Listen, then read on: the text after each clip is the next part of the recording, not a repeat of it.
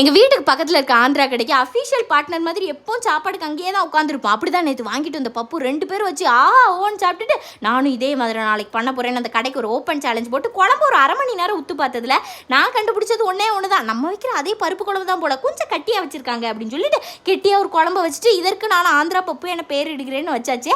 ஒரு மீன் பொரிச்ச மசாலா மீதி இருந்தால் அதில் 2 முட்டையை போட்டு ஆம்லேட் போட்டால் நல்லா இருக்கு. ஆனால் நான் அடுப்பை பற்ற வைக்காமல் ஊற்றிட்டேன், அதனால் பிஞ்சு தான் வந்துச்சு. அப்புறம் இதெல்லாம் சாப்பிட்டுட்டு கடைப்பப்பு மாதிரி வரலையே அப்படின்னு எங்கள் ஆள்கிட்ட சொன்னால் அவங்க ஏதாட்டி கடைப்பொடி போட்டிருப்பாங்க, ஒன்று தான் நல்லா இருக்குது அப்படின்னு சொல்ல இந்த மாதிரி தீவிர ரசிகர் என் பக்கம் இருக்கிற வரைக்கும் என்னை யாராலையும் அசிக்க முடியாது அப்படின்னு நினச்சிட்டு வெளியே கிளம்பி போனால் அவசரத்துக்கு ஒரு பிஸ்கட்டை வாங்கினா பார்லேஜி சின்ன பிள்ளையில ஒரு லிட்டராக சாப்பிட்டுக்கிட்டு இருப்பேன். அப்படி தான் சாப்பிட்டுட்டு எனக்கும் ஆஷருக்கும் பிறந்தநாள் வருவதை முன்னிட்டு ட்ரெஸ் வாங்கலான்னு போயிட்டு யூஸ்வலாக லைட் கலர் பேஸ்டல் கலர்னால் எடுக்கலாம் நல்லாயிருக்கும் அப்படின்னு அந்த சைடு போவேன். ஆனால் என்னமோ அது என் மூஞ்சிக்கு எடுக்கவே எடுக்காதுன்னு சொல்லி ஸோ வழக்கம் போல் மங்களகரமாக சிங்கிச்சாங் கலரில் தான் எடுத்துகிட்டு வருவேன். அப்படி தான் இன்றைக்கும் நடந்துச்சு. ஃபினிஷிங் டச்சாக மாம்பழத்தையும் வாங்கிட்டு வந்தாச்சு.